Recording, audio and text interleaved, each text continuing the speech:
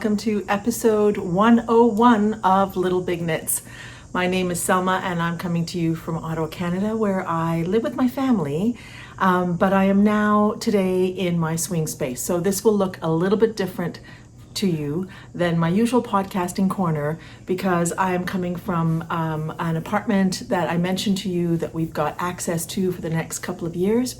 So I thought I would come and podcast here today because there's quite a bit of commotion at our house, and I thought it'd just be quieter here. So I made sure to hopefully have brought absolutely everything I need to be able to show you today and podcast from here. So you will be seeing me from here more often, I think, in the coming year. From time to time, I'll probably be here, and other times I'll be at my regular podcast corner. So today we of course have knitting, and we've got some sewing and some acquisitions, just minor acquisitions, but I'll tell you a little bit about Twist Fiber Festival where I went yesterday, and we've got a couple of questions. I'm going to tell you a little bit about my challenges for the last 2 months, and then just share a little bit of the updates from the summer and what is going on and some of the commotion at the house. So hope you're in for that. Grab yourself a cup of something you're making, whatever it may be, and let's get going. So the first thing that I want to share with you today is this pair of wedding socks. I showed this to you over a couple of episodes, I believe. My friend's daughter was getting married, and I decided as part of their gift, I would make them each a pair of socks. And so I made them in these coordinating colors. I made the bride's pair first and the groom's pair second. So you never really saw the groom's pair finished, but here's a picture of them. They are coordinating, and I didn't use a pattern. I sort of used a regular cuff down sock recipe, and I did add panels of 6 stitches that would include 4 stockinette and 2 rib or 2 purl, and then every second panel had a cable that happened every 9th row. So a 2x2 cable that happened every 9th row. And I've done this before, I think on one of my projects on my Ravelry page, which is linked below, by the way. There is, I sort of share my recipe for the cables. So I decided to do that for these socks, and they turned out really nicely. Hopefully they fit. I haven't seen them since they opened their presents, so I will be seeing them next week, and hopefully the socks fit. Let's see. I can always alter them. That is one nice thing about that gift. If it turns out that one is too small, or one is too long, or one is too short, I can, extend them or shorten them in some way. So that's my first finished object. My second finished object is what I am wearing today. This is something you have not seen because after my last episode, I believe, I was meeting a friend at Wool Time, a local shop, to help her choose yarn for a blanket that she wanted to crochet. And she was really struggling. She, I think, doesn't have that much experience with crochet and choosing yarn for projects. So she was like, I don't know what to choose. I said, well, let's meet. And I decided to take a skirt with me that I have trouble pairing with what I have in my wardrobe. And I thought I'll take the skirt with me, and if I find a yarn, I will buy it and I'll make a top. So I ended up buying this yarn, which is the Juniper Moon Farms Summer Solstice yarn, which is a linen, cotton, viscose, and I think there's a teeny weeny bit of polyester in it. It's sort of a sport weight yarn, and I did this sort of self-drafted top. I'll put some video in here. This is the same top recipe that I've spoken to you about before, and I am considering turning this into a pattern that I'll probably, if I'm going to do it, release next spring. We're getting sort of to the end of summer. It's also been a very busy time for me. Writing up a pattern, it requires actually a lot of energy, and so there's no way I could have done that this summer. But hopefully over the fall and winter, I'll have time to do that, and I could publish this next year. It is more of a recipe. It's sort of like take the yarn, figure out your gauge, and work out the math. So that is what the pattern would be, most likely. So essentially it's a bottom-up top. I've only ever made it bottom up, but I think I might try and make one top down because there's no reason it couldn't work as well. And you split for the sleeves and you know, do a bit of shaping up here, and then you put it together. So I think it goes really nicely with the skirt, actually. This is such a colorful skirt. There is so much going on in this skirt. There's so many colors. I thought, you know, a black top could be nice as well. This top kind of goes with these two here, but a pearly gray blue top could be lovely as well as a shocking lime. It's a skirt I actually got in a secondhand store, and it's one of my favorite skirts. I love the way it fits. And if I get better at sewing, I would like to recreate this skirt. Yeah. So there you go. This top, super simple. It's got just this pearl ridge, which you don't see so well on camera, but it's got a pearl ridge detail every once in a while. Just a slip stitch detail around here, slip stitch here as well.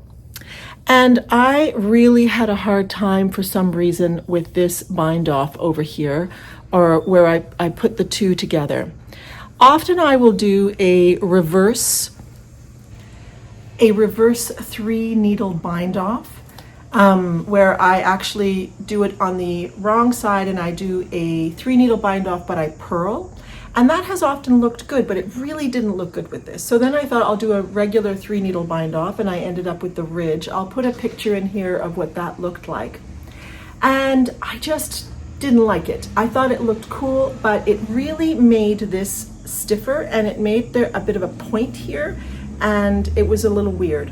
So I then, 2 nights ago, took it out and did a Kitchener along the top. And I haven't reblocked it or anything, but that sort of looks the nicest, and it creates the nicest edge here, I would say.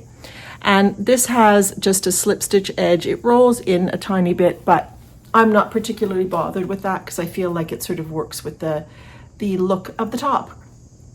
So there you go. I'm calling this the Solstice top since it was made in the summer solstice yarn. This yarn is a stunner. It has got quite a bit of shine to it, as you can probably see in there, and it's a little bit heathered. There's some little orange flecks in it. It's just beautiful, really, really beautiful. I could definitely see myself making more in this because it's beautiful to wear as well. It creates just a lovely, lovely texture. It does knit up as a plant-based fiber, so it does knit up like a cotton or a linen. It's rigid, but I personally don't have issues with that. Somebody else might. So if you struggle with linen cotton, this may not be the yarn for you because it is equally sort of just a little bit ropey. But it creates a stunning fabric that has some dimension to it, and there are some lovely colors. So I'm hoping to get something else. And I'm certainly open to making another top for this. I had considered an olive green that was also out of the summer solstice, but my friend and the shop person there, we all agreed that it was probably a little bit too dark. It felt a little wintry, and then I thought maybe I need to make a fall sweater to go with this, that I could wear this in the fall as well with a pair of tights. I've only ever worn it in the summer, but it could be kind of nice in the fall as well. So anyway, so that is my second finished object, and yeah, I wore this yesterday to the Twist Fiber Festival, which I'll tell you about a little bit later, and got some compliments on my sweater, on the outfit, and comments on the skirt as well, because it is really a beautiful skirt. I do love secondhand stores and consignment stores sometimes. Now, I'm not a huge thrifter because sometimes I just don't want to put the effort into it. But there's this shop that was near my mother's dentist, and so when I would take my mother to the dentist while she was having her treatment, I would go up the street to the shop and check out what they had. And I have ended up buying a beautiful jean skirt that I think you've probably seen on the podcast. I bought clothes for my mom there. So yeah, it's a shop on Bank Street here in Ottawa, in case you're wondering. I cannot remember the name of the store. Okay, then I just wanted to give you an update. My last episode was all about the Ranunculus sweater, and I'm so glad that many of you enjoyed it. You wrote comments, and I'm glad that you enjoyed it. And one of the things I talked about was this most recent Ranunculus. I had finished everything, but I had not finished the sleeves. And so I did decide to do a row of decreases and finish with the I-cord. I would say that everybody who expressed an opinion about how I should finish the sleeves agreed that the I-cord was the nicest, and it really was. And I'll put in a little bit of footage here so that you can see what it looks like. The sleeves ended up a tiny bit longer. I think when I ripped back on both sleeves, the ribbed sleeve and the I-cord sleeve, I ended up thinking, oh, I'll just knit a few more rows, and I think I went a little bit beyond. So it's a little longer than I thought it would be, but I'm going to leave it as is for now. I can always shorten it if I decide that it's just too long, but I do find sometimes that sleeves can creep up. I don't know if you've had that experience, but I have several sweaters that I finished, and when I first washed them and laid them flat, the sleeves ended up longer, and over time they've gotten a little shorter. I'm not 100% sure what that's all about, because I don't think it happens in the body, but it does seem to happen in the sleeves. So I thought I'll just leave these as is, see how I like it. If it turns out that that it's too long and it's not pulling up a little bit, it's not sort of shrinking a tiny bit, then I will redo them. It's not a lot of time. And it looks lovely. I love it. It turned out to be such a beautiful color, such a beautiful neutral that's just got a tiny bit of blush to it, and it's lovely. So those are my finished objects for today. Let's move on to works in progress. I have four works in progress for you today. And I also have a sewing update that I forgot to mention at the beginning, I believe. So just a very quick update. I started these socks eons ago. I think the last time I talked about them, they were here, but I was going to put these aside because I wanted to do the wedding socks. And these are actually for the mother of the bride. And I'm almost finished this one, but I haven't managed to. But these are, whoa, these are bright. Now, she and I were together recently. We went glamping, and she was wearing some really bright socks. So I thought, you know what? These are going to be great for her. She likes bright colors, so I think that this will be fabulous. I am making this out of yarn that my friend Sue had given to me that I think she'd gotten from her friend Benckert in Norway. And it is this Socky Fine, and it's Colorful Zebra is the colorway. So wild and crazy zebra. And so I will continue to work on these. I need to just finish up the toe on these and start the second one. And I will be making them matchy. I think I'll find where that spot is again and work from there. So that's the first work in progress. And I happen to have this in a bag that my mother made when she was very young. She's in her 80s now. With her initials on it when she was in school. So that's in that. So that's work in progress number one. Work in progress number two is being held in this beautiful bag by Matterroot, and it is my pink velvet. I have not gotten very far on the pink velvet, so this won't be a huge update. I have started the color work. I think the last time we spoke, I had literally only done the ribbing and perhaps the short rows. I haven't done a whole lot more since then, but I have started the color work. I got stuck on row 4 of the chart, which was an increase row, and I just did not like the way she showed that. It really didn't make sense to me somehow. So I finally was able to sit down and just really focus on that. And a friend and I were looking at it together. And then I was like, okay, now I get it. Usually people will express the increase in the increase row and show the increases, the extra stitches that those increases have created in the next row. But she does it in the same row, the two things, and that just somehow really threw me off. I'm sure nobody else has been thrown off by that, or perhaps other people, I don't know. But this is going to be really beautiful. Pink Velvet is a pattern by Andrea Mowry, and I'll just show you very quickly the picture of it. There it is. So as you can see, I'm at the very, very top of that. Not a whole lot has happened in terms of knitting on this, but partly because I've gotten a little bit obsessed with two other projects. This is being made out of two beautiful yarns. This is the Life in the Long Grass, and it is dark coral is the colorway, and it is their Hinterland base, which is a 75% BFL and 25% Gotland, fingering weight, but it's just a beautiful, beautiful rust color. Not a color I would normally wear, but this one had enough pinkiness to it that it kind of worked for me. Sometimes when rusts and oranges are just a little too acidic, I would say they're just not for me. But this one's got a bit of a pinkiness to it, and I think the coral name actually in a way suits it because of that. So I am looking forward to having this as a fall sweater, and I am pairing it with this gorgeous, gorgeous Suri alpaca from Emilie et Philomène. And I don't know where the tag is. I can't remember what this base was called, but it is a Suri silk base, and I'll put the name down there. So that's what I am putting together for this sweater. I've decided for the first time ever, I don't usually do this, but I'm going to try and have a Rhinebeck outfit. And so I'm hoping that this will be part of it. Well, perhaps two outfits, one for Saturday, one for Sunday. So I am hoping to make this for Rhinebeck. So I'm going to be focusing on this and getting the color work done. After that, it'll be easy peasy stockinette. But I decided that I might make a skirt to go with it. So if you're going to Rhinebeck, you may see me in this outfit where I have this sweater with this skirt. Let's see how this works out. This is my first attempt at actually sewing a garment to go with a sweater.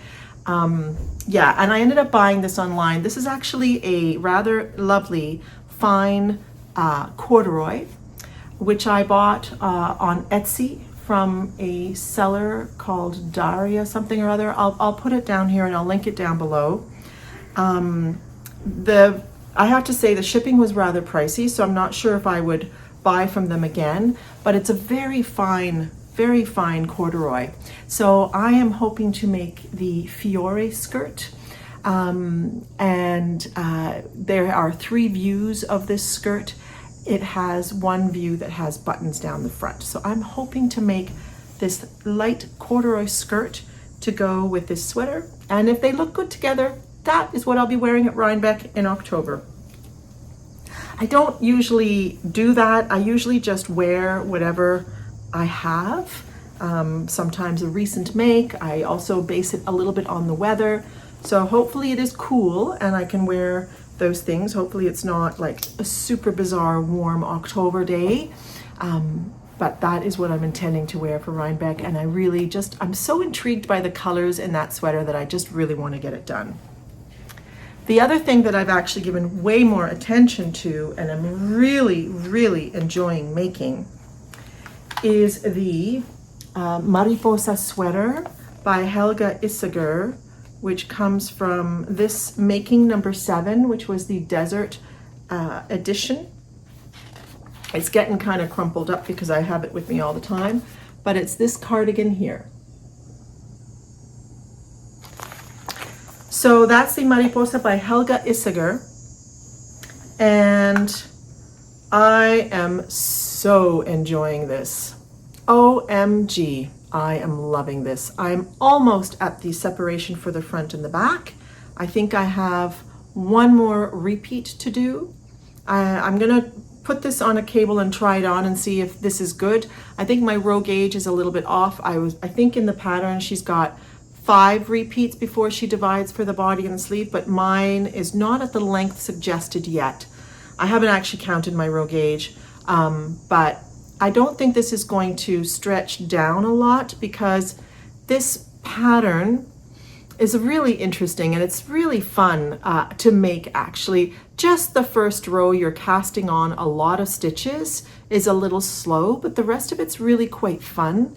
And it will stretch a lot this way, but there's a certain tightness this way. So I don't want to end up with a short cardigan, and I'm banking on it not stretching too much. So that's a decision I need to make, but it's just so beautiful. And I think this is going to be also one of those colors that is going to go with a lot of different bases because it's almost a neutral. It just looks good with a lot of different colors. It'll look good with tan, it'll look good with jeans, it'll look good with navy blue.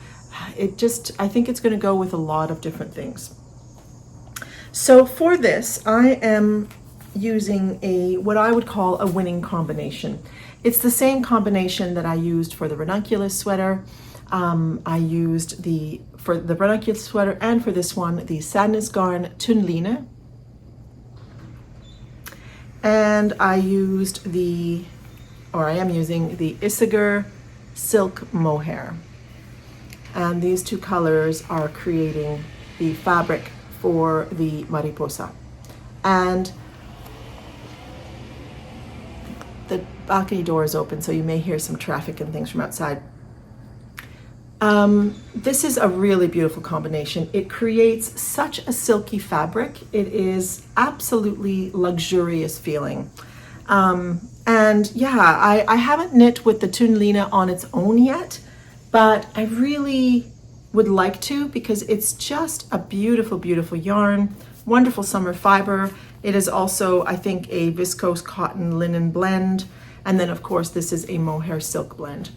So that's what I'm using for this. It's being housed right now in a bag that I made a long, long time ago, but it is outgrowing this bag, so I'm gonna have to move it soon.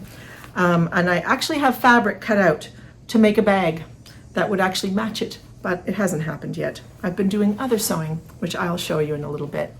But very, very much enjoying making this cardigan.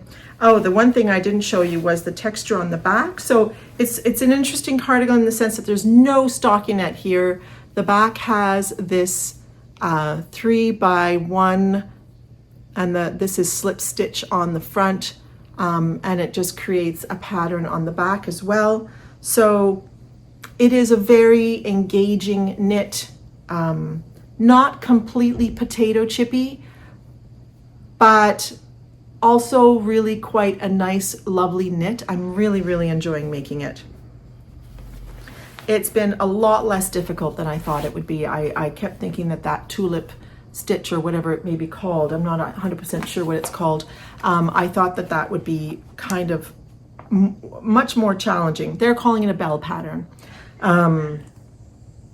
It almost looks like the petals on the digitalis, if you know what that flower is.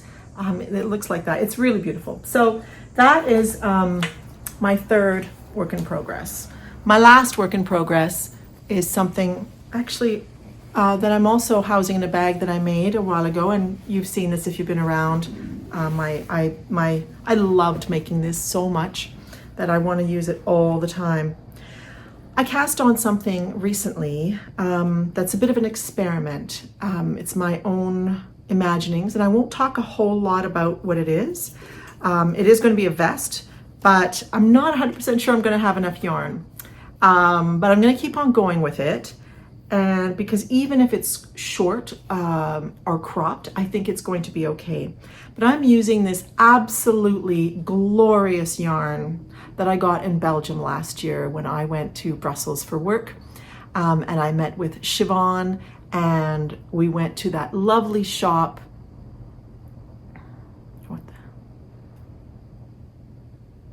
The name of the shop is, the lovely shop is now eluding me. I'm gonna put it down here. I think, was it like Sip and Knit, Knit and Sip? anyway, I'm going to put it down here. It's a beautiful shop in Brussels. We had a lovely time together there. And I bought 2 skeins of this beautiful alpaca silk cashmere yarn by La Fée Fil. And this is hand dyed in Belgium. And it is luxury. It is absolutely beautiful. And I just love this kind of gray blue. You know that if you've been around. I love gray, but it's got to have a little bit more blue in it. I'm not into the taupey grays as much. So I have started kind of a vest, but I won't say more about it. And I've had to start it, I think this may be my 3rd time starting it. And now we're going, and this is the back part of it. And yeah, it is absolute luxury. It's going to be drop shoulders, and so hopefully I'll be, at least more advanced with it next time. I don't know that I'll be finished because I really do want to focus on getting the other 2 projects finished for Rhinebeck, because I hope to wear the Mariposa cardigan at Rhinebeck as well. Although maybe I'll just finish this one and wear this one too, or maybe I'll finish all 3 and I'll have a choice. And I certainly have a choice because I have a closet full of sweaters, so I will have something to wear at Rhinebeck. I'm sure I will. Those are all of my whips. Let me talk briefly about sewing. I have had a lot of fun sewing in the last month because really I haven't shown you other works besides the Ranunculus in the last month. So last time I believe I told you that I was working on a skirt. It is the multi-elastic waist skirt by Tessuti Fabrics, which is an Australian company, and this is a free pattern on their website. And I ended up making the skirt. Now I ended up modifying it a little bit in the sense that there was supposed to be 3 elastics and I only have 2, and that was partly because I was nervous that there wasn't enough space. So I ended up doing the elastic a little differently, but I realized it doesn't actually matter so much. It still looks nice. I used this really lovely fabric, fun fabric that in a way is quite subtle once it's further away, and you can see the design up close. This is a beautiful rayon fabric that I got at Fabrications, which is my local fabric shop, I would say. They do have yarn as well, but I usually end up looking at their fabric selection, but they have a lovely yarn selection as well. And so I finally made the skirt. There was swearing involved, just because I had not made clothing in such a long time, or sewn anything. I don't have a lot of experience sewing clothes, and I realized pretty much all the clothes that I've ever sewed have been mostly with somebody else, have been in a class, a type of thing. So this is my first time going out on my own, and there was a lot of nervous energy around this, and sort of like just wee bits of anxiety about it. I did not end up putting the pockets in because that just was like over the top in my head. So I just made it a very simple skirt, and I've actually worn it quite a bit. So I'll show you a little bit of video of me wearing the skirt. I think it's a tiny bit long. I think I would like to shorten it just a little bit and make it the same length as this one that I'm wearing now, because I do find it has a nice length. But it is a really great like hot weather skirt. I've worn it a lot because we've had some seriously hot weather, and it's comfortable. I don't think elastic waists are the best for me. They never have been. I remember even, as a teenager or a young adult, my friends wearing elastic waisted things, and I needed waists to be a little bit more tailored. They're not great somehow with the shape of body that I have, and I think I always have had. So I don't know that I'll do any more elastic waisted skirts, or ones that are elastic waisted all around. I might do something with elastic in the back, but not in the front. I am thinking about making some pants, and I think I'll definitely start with some pajamas that do have an elastic waist, just to get a little bit of experience. But I have the bob pants, and now I'm trying to remember what kind of a waist they have. I think they have an elastic waist, so I think I'm going to experiment a little bit, and we'll see. But the next skirts I'm going to make, I think, are not going to have elastic in the front as well. But I'm so glad to have made this. It was, as I said, a little bit anxiety producing, but also a great hump to get over. And now all I want to do is make clothes. All I want to do is sew. But not only sew clothes, I also am totally obsessed with my quilt. So you may recall the last time I podcasted, like a regular podcast about a month ago, that I wanted to make the scrappy, I think they call it the pastel scrappy strings quilt that I had seen on Quilty Love. And I decided one evening to make the first block just to try. And this is a quilt where the blocks are made on paper. So it's kind of paper pieced, and it's not like the real stuff, like the little tiny delicate ones. You're cutting a half a piece of paper, and you're doing a 60-degree line on it, and you're doing all of your fabrics. The first fabric you sew to the paper, and then you sew the consequent fabrics, and then you iron and cut out to the dimensions of the paper. And what I thought I would do is perhaps next time show you the process a little bit, that what I've gone through. I thought my first block I would make it without the paper, because in my mind I was like, why am I going to use paper? So I made the first block, and I was like, well, that was a little fiddly, because 60-degree angle, trying to get that right without the paper. I thought, okay, well, let me try it with the paper. And I realized that with the paper it was so much easier. So I thought, well, what am I going to do? Because I need 108 blocks. That means 54 pieces of paper. That's a lot of paper. But my husband has to print stuff for work quite a bit. And then those papers, once he's used them, are sitting around. And he doesn't really have a choice. He has to print these things. So I thought, well, if he doesn't need those anymore, I can use those. So I thought, well, they're going to go into the recycling anyway, so this helps me to feel a little bit better about using up paper.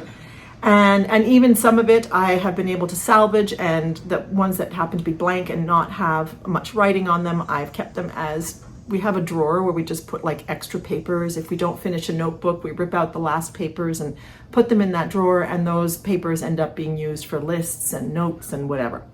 So some of those have gone in there. So it has appeased my, my sense of not wanting to be harsh on the environment with that as much as possible. So I got a little obsessed about this. I made my first block. It was probably 8 o'clock in the evening, and I was up until 1:30 in the morning, and it was a weeknight. I got so obsessed making these blocks, I could not stop. And I have not stopped. Here you can see the work in progress of the quilt. I have 90 or so squares at this point, and I am cutting the paper and getting the paper ready for the last however many I need. I can't remember exactly. I think I'm at 90 something, and I need like 14 squares or something like that. So I'm almost finished creating the blocks, not the squares. They're not squares, they're rectangles, but creating the blocks for this quilt. It has been an absolute joy. In fact, my husband noted one day, because I was actually 2 nights in a row. The second night I didn't get quite obsessed about it, but I was probably up until midnight. So by the third day, I was really quite tired, and I was not feeling well. And he was like, I think you got a little bit overly excited about this project, and your system is kind of freaking out. And I'm like, I think you're right. I almost became kind of like, I was vibrating on some like intense level, and my whole system was just unable to rest. So I tried to pace myself after that, but I really couldn't stop myself. And over the last week or so, I thought I need to take a break from that project, just a little bit, and get back to knitting, because sewing is not a relaxing thing for me. Of course, in the quilting process, once you're doing the hand stuff, that's relaxing. But the rest of sewing is not relaxing at this point anyway for me, but knitting is. And so I thought, I need to knit in the evenings. I need to really pace myself with regards to sewing because it is a little bit intense. So anyway, that's my second sewing project at the moment, and I do hope to finish the top soon. Now, yesterday I went to Twist Fiber Festival, which is a lovely festival that happens in August here in a place called Saint-André-Avelin. And it's about an hour and a little bit from Ottawa. And I went yesterday and had a lovely, lovely day. Saw some friends, saw some podcast viewers. So hello to all of you. It's so wonderful to see people. I have to say, I end up talking to a lot of people. So sometimes I'm like, I know you, and it turns out that we've talked before, and it's just really, really lovely. You know, we're often all going to the same festival, so we end up seeing one another, and it's just really great to talk to people who I've seen before or who I haven't. And so thank you for coming and saying hello to me, and it was really, really nice to chat with people. I didn't buy any yarn. I did not buy any yarn. In fact, I'll show you what I got. My friend Roxana, who has given me bags in the past, and actually 2 bags for the giveaway that we're going to be doing today, because we've reached 25,000 viewers. So I've got a little giveaway for that later. I think I may have forgotten to announce that at the beginning. She gave me this lovely pencil case. I already have one of these, and I absolutely love it because it's got an elastic and you can put it around a notebook. So I will have it around my agenda. This book is a little bit too big for it, but you know, you can put it on an agenda, and it's just really, really great, or put it around a notebook. And so I carry my pens in these, so I'm glad to have a second one. I also got this pattern. So everything I got is not knitting related. I got this pattern, which is a Merchant & Mills pattern. It's the trapeze dress.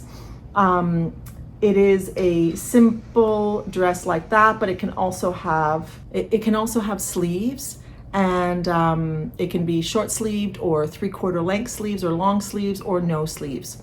So I thought that could be a really, really nice pattern to have.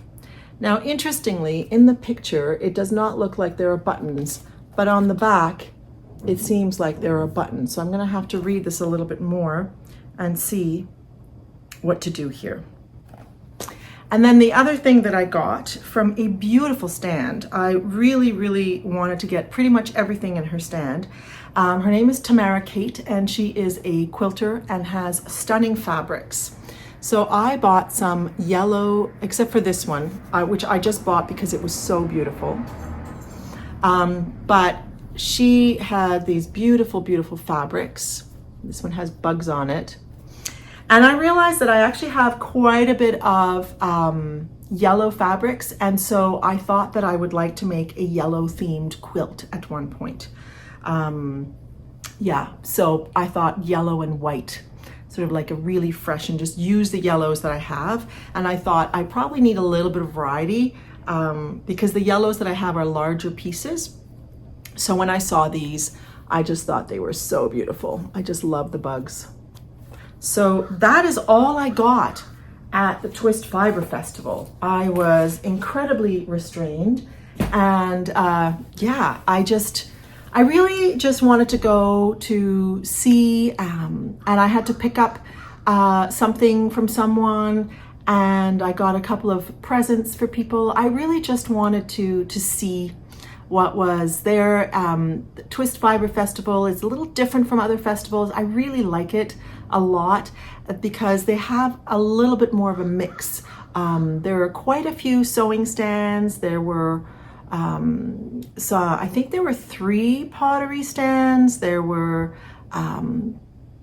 you know, of course there's lots of yarn and bags and embroidery. It's a little bit more of a mix, whereas I'd say most knitting festivals are really mostly yarn, and this one has a little bit of a mix. So I really appreciate that, and I really enjoyed seeing everything. I decided not to take any footage because I just wanted to be there.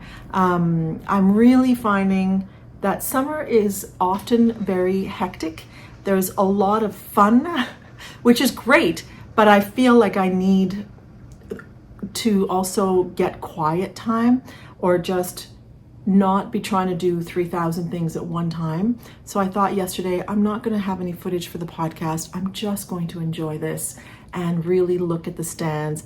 And still, I know I missed some stuff, but I really enjoyed looking at all of the stands and just having a simple focus for while I was there, and not trying to be there, but also try to get stuff for the podcast. So there's another festival, a local festival that's going to be coming up. It's called Stash It Fiber. It's on August 24th. So if you happen to be in the area, it's taking place in Kemptville.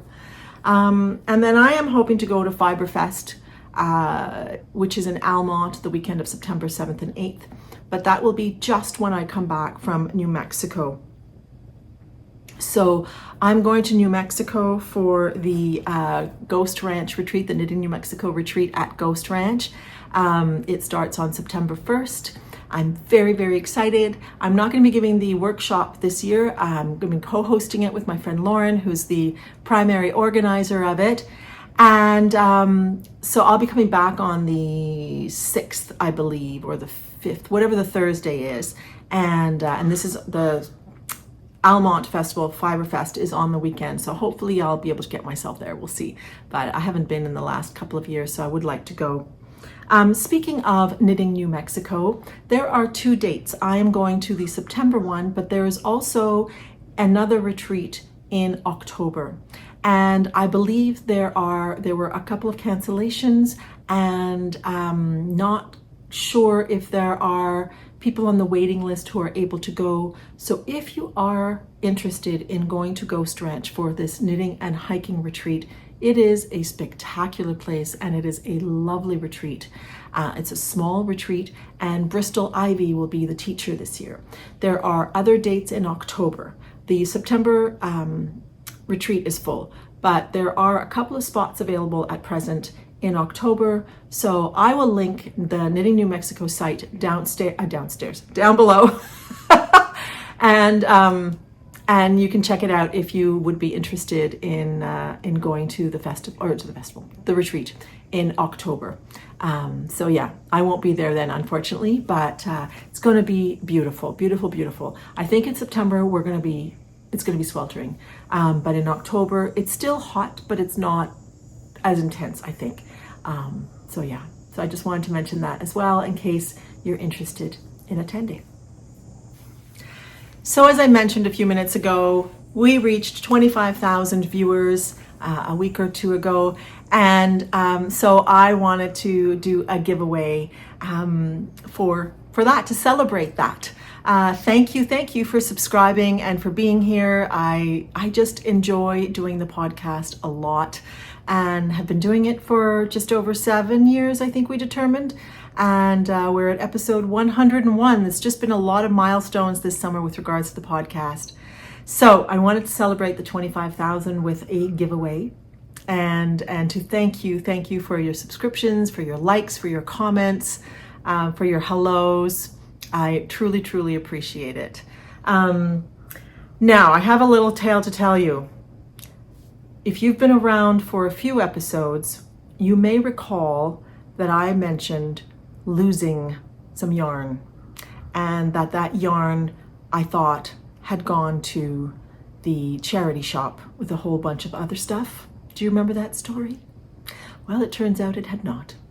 It turns out that my memory had that yarn in a black bag, but the yarn was not in a black bag. It was in a yellow bag, and it was sitting in the entrance. And I never looked in that bag until I wanted to use the bag, and then I saw the yarn. So I now have that yarn and the project bags that were donated for, this was a prize for, I don't know, I think it was the it was the Scrappy Stashy Mal. These were prizes for the Scrappy Stashy Mal. And they went missing in March, and I recovered them now in August.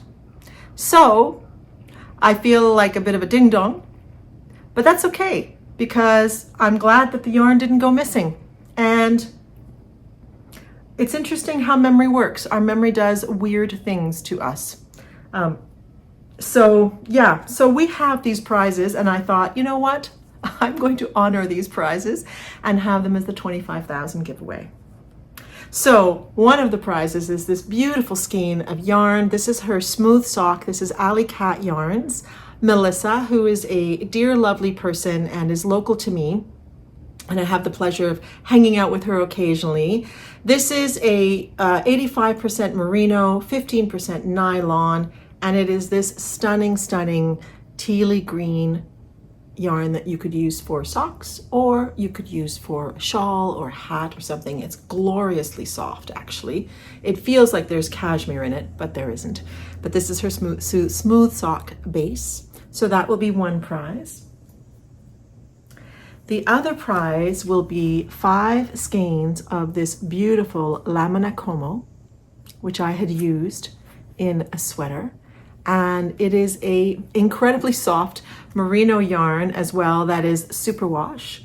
I think it was really created for baby garments as well, because it's just it's very, very soft. It feels also like there's something really soft and fluffy. It feels like the underdown of something. So there will be 5 balls of this, and that will be a second prize. And a third prize will be this sweater size bag from Roxana, who I got the little pencil pouch from. She had donated this to me at one point. It's a lovely, lovely quilted bag. And so this will be prize number 3. And prize number 4 will be another bag that she donated for the podcast. That is more, it's a beautiful, beautiful indigo blue bag that is more of a sock size bag. So there'll be 4 potential prizes for this, and generally I also send other little goodies, so there will be something else that will come along with those. So if you want to enter this, any comment down below will be considered an entry unless you tell me that you don't want to be entered. Remember the bots. I will never announce in the comments that you have won anything. I will be announcing it probably in 2 weeks. I'm gonna have to podcast either in 2 weeks or it's going to be 5 weeks because of my trip to New Mexico. So yeah, let's see when I podcast next, but it could be in the next 2 weeks. And if that's, whenever I podcast next, I will be announcing the winners then. But as I said, any comment below will be considered an entry. But if you would like a prompt, you can say anything you like below. If you want to talk about something else or just make a comment as you normally do, that's fine. But if you want a prompt, I've got a couple of options here. One is, what are you working on? It could be yarny related, but it could be something else. Is there a project that you're working on? And then the second one is another potential prompt. You don't have to answer both of these. You can answer one of them or neither of them. What is a favorite make of yours? Now, it could be a make that it's favorite because you wear it all the time. It's your favorite because of the effort you put into it, or it was the most complex, or, but what is a favorite make or your most proud make type of make? So let me know one of those 2 things. All right, so there you go, and I'll announce the winners next time. Okay, I've got 2 questions that I wanted to answer that I've received from viewers, and one of them was, how do I store my knits? That's an interesting question. It's something that I've done my entire life, is that I've always had my sort of more fall winter clothes and my spring summer clothes, and I've always switched out my closet. I would store my summer clothes when it was winter, and I would put them in a bin of some kind. And actually, I think we used to do it in a suitcase a long time ago. And I still do that with my knits. So my summer knits are in big Rubbermaid bins. And not only my summer knits, but my summer clothes, my husband's summer clothes, we put them in big bins for the winter. And then all my winter makes or winter wear clothes and knits are in the closet. during that time. I do have a lot of sweaters, as we know, and I've been thinking about getting some sort of an additional cupboard. I just don't have space for it, but I'm really running out of space for my sweaters. And I used to put all my winter sweaters into my closet when they came out in the fall. But I realized there are some that I just don't wear a lot anymore. So I've decided that I bought an extra bin for those. And then if I want to wear them, I will. Some of those I use for my sweater modification workshop as demonstrations of things. So I don't want to get rid of them necessarily. But yeah, so generally I keep the knits that I'm not wearing from the other seasons, the colder seasons, when it's hot season, I put them into Rubbermaid bins. And the others are folded in my closet. But I don't have a lot of space in the closet, and I have a lot of sweaters. So hence why I'm thinking that it would be nice to get some sort of other storage solution to store my sweaters when they come out for the season. So we'll see. We'll see. So that was question number 1. And question number 2 was, what is a magic knot? I have started using magic knot a lot, especially with summer garments, because sewing in the ends for summer garments can sometimes be tricky, especially when you're using fibers such as linen. Linen can be a little slippery and it won't keep necessarily a regular, sewn in end. But magic knots are amazing. I started using them not long ago in my crochet because I had learned about it. And I'll link a video down below that you can go and see if you don't know what a magic knot is. But essentially you're taking the two threads of yarn, like the old ball and the new ball, and you are making a knot with this one around that yarn, and you're making a knot with this one around that yarn, and you pull them. And it is tight as can be, and you can cut the extra threads right down to the knot and it will not unravel. But I will link videos below so you can see what I'm talking about. And it works out really, really well. I realized this morning that I had done one here in this sweater. Let's see if I can find it. Here it is. Let's see if I can show this to you. There is a magic knot here. And I didn't cut the ends quite short enough, so I was able to see it a little bit. But basically, it's because I didn't do it well, there's a tiny little bit of a weirdness happening there, so I've got to fix that. But that's also because this is loosely knit. It may not have been the best option. But then again, actually, it's great in the sense that you don't have to sew in anything anywhere or do anything else. I definitely did it with this top, and I wouldn't be able to tell you where, because with this fabric that is more opaque, it'll just end up behind there and you can cut down right to the knot. So I've started using the magic knot a lot, actually. So far it's working out, and it does seem to be a permanent thing. So otherwise, I sew in the ends, and that's fine too, All right.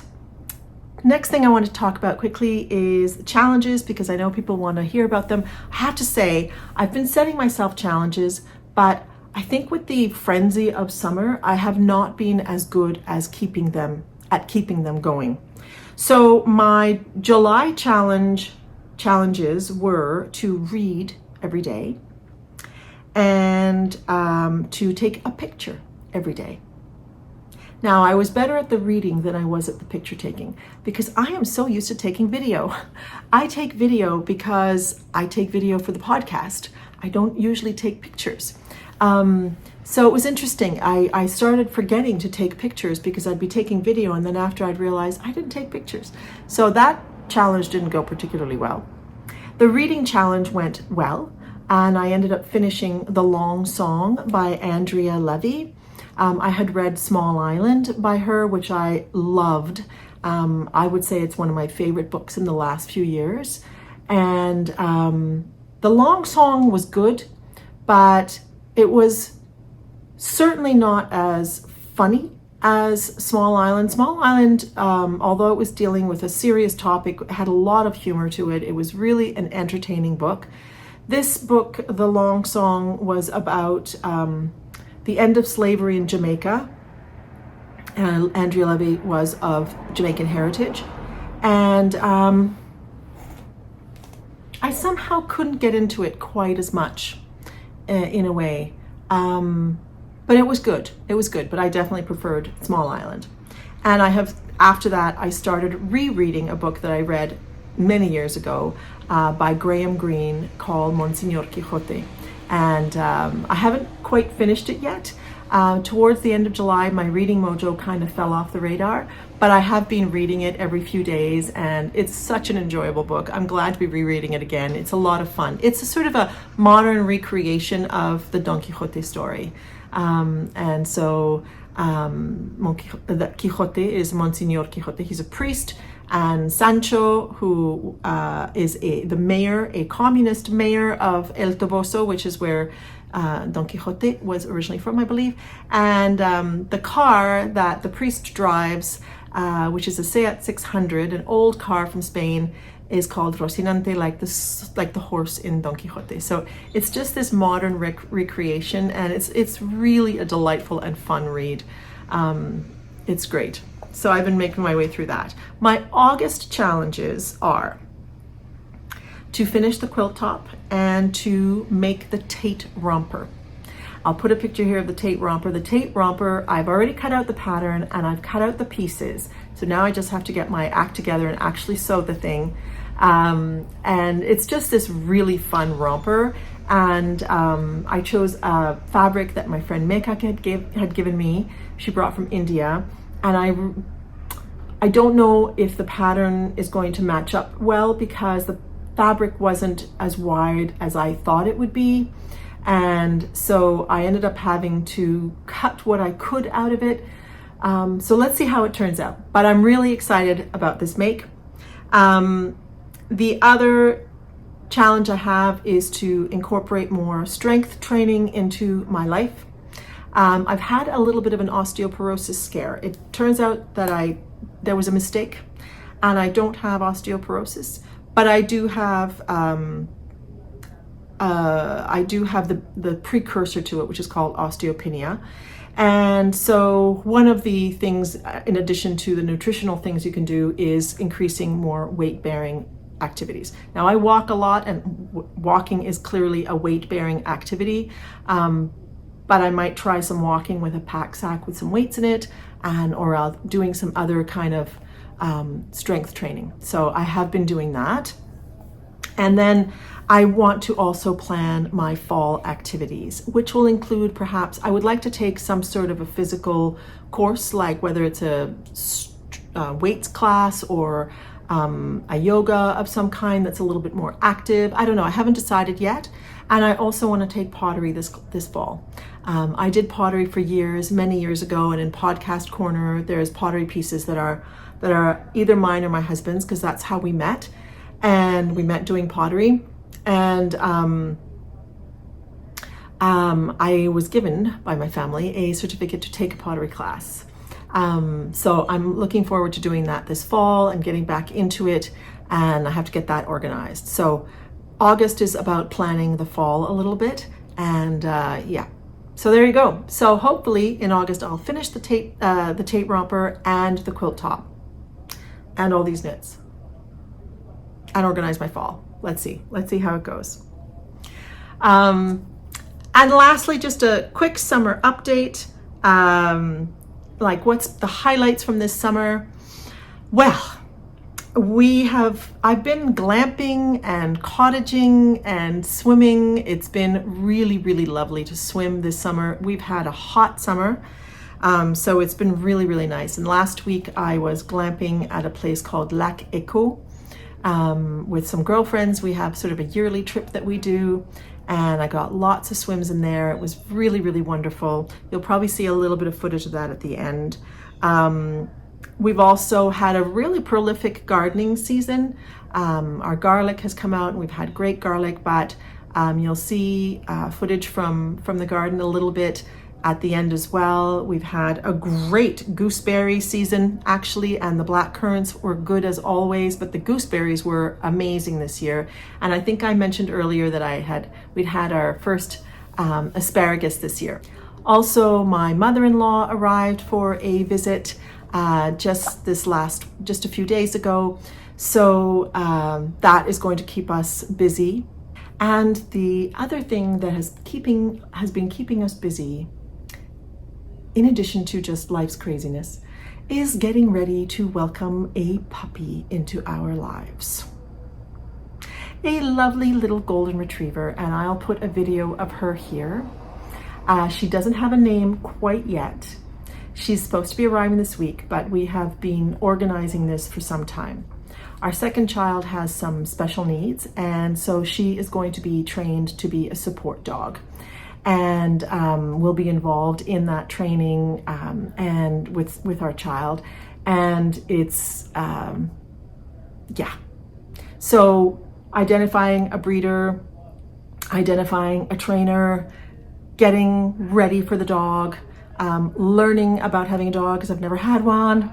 And it's been quite the preparation for this, and this puppy is arriving this week. So another reason that I'll probably be podcasting from here is that I think that there won't be a whole lot of peace in the house. So she doesn't have a name as yet. And I'll introduce you to her more formally next time once she's been around. And I'm sure there'll be more footage of her. And you're wondering how Yoda is going to react to this. This is going to be an interesting to see. Yoda has been the queen of the castle for quite some time, and she does not like dogs. But we're hoping that, she'll set her boundaries for sure. And because the dog is a puppy, hopefully she'll learn, okay, I got to respect these boundaries. And I'm sure that Yoda will calm down. And she'll be able to, have her own special places in the house. And I think it'll be all right, but it will definitely be an adjustment for her, and it'll be an adjustment for us as well. And our second child, Stevie, is really excited about getting into the training of this dog, and is very, very interested in veterinary studies, not necessarily becoming a veterinarian, but perhaps a veterinarian technician. So I think this is going to be a really, really great experience in addition to providing support. So that's big news. So there you go, my friends. That is it for today. And I'll be either seeing you in 2 weeks or in about 4 or 5. And until I see you then, I'll leave you with a little bit of footage from the last month. And I'll report on all the things next time. Take care, my dears.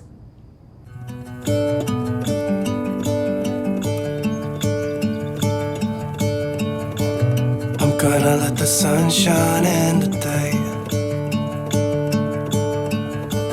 I'm trying to make this darkness go away. I'll paint with colors and I'll sing until my lungs give out.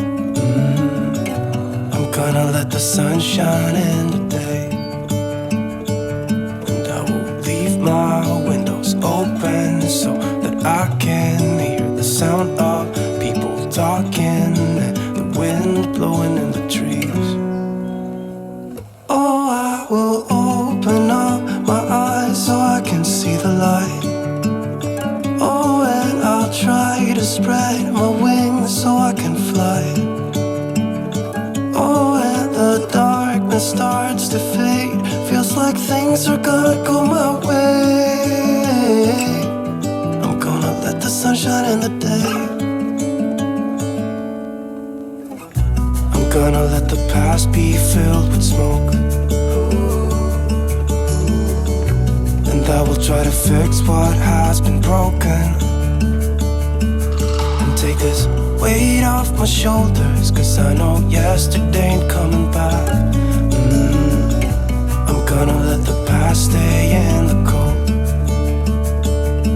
I will listen to the ocean, let its unsaid words be spoken, and I'll let my mind be carried by the waves.